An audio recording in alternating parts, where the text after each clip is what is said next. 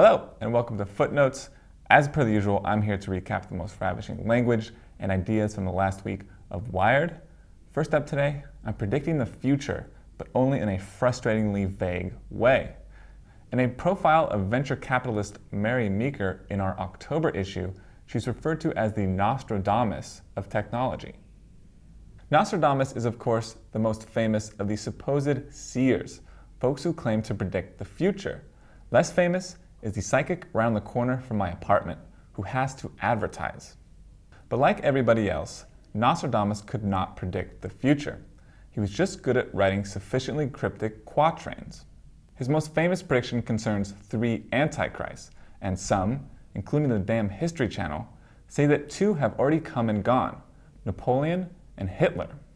Oddly, these antichrists had one common downfall: invading Russia.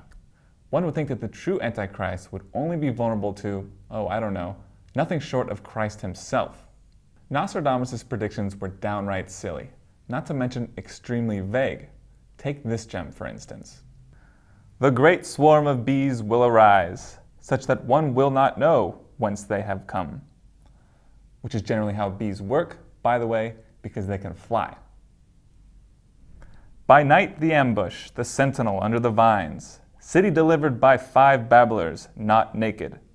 And they better not be naked, what with all the bees around. The truth is, no one can predict the future, unless we're using scientific probabilities. For instance, I can say with relative confidence that tomorrow, Mary Meeker will still be very rich, and the History Channel will still be obsessed with Hitler. Next up, pigeons, the wingy jerks of the urban landscape. Gadget Lab reported on recent updates to LinkedIn, quoting a company executive as saying they didn't want to pigeonhole themselves.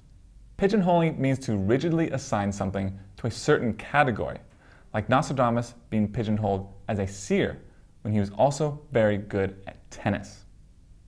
This term traces back to medieval times, when folks raised pigeons in little cubby holes. You see, people were cuckoo for pigeon meat, called squab, which I'm told tastes vaguely of gutters. The term pigeonhole was eventually applied to a small compartment in a desk where things could be filed and categorized, hence the term pigeonholing.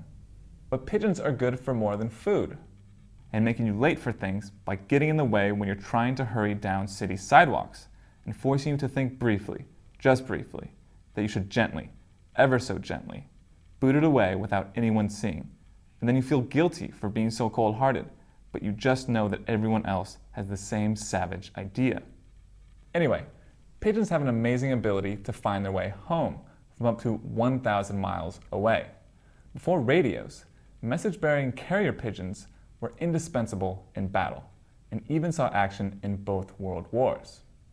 If it gets a good tailwind, it's not hard to imagine a carrier pigeon reaching the 88 miles per hour required for time travel, potentially traveling to the future and bringing a message back to the past. So Nostradamus might have predicted the future by keeping carrier pigeons, just as long as he could resist eating them.